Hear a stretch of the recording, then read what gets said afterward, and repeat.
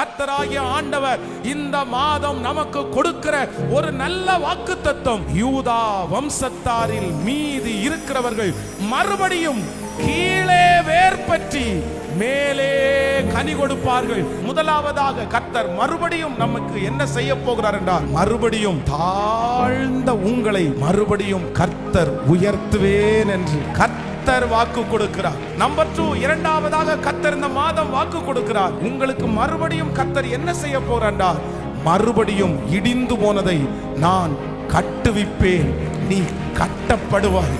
மறுபடியும் உன்னுடைய குடும்பத்தை நான் கட்டுவேன், மறுபடியும் உன்னை நான் கட்டுவேன், மறுபடியும் கட்டுகிற தேவன்.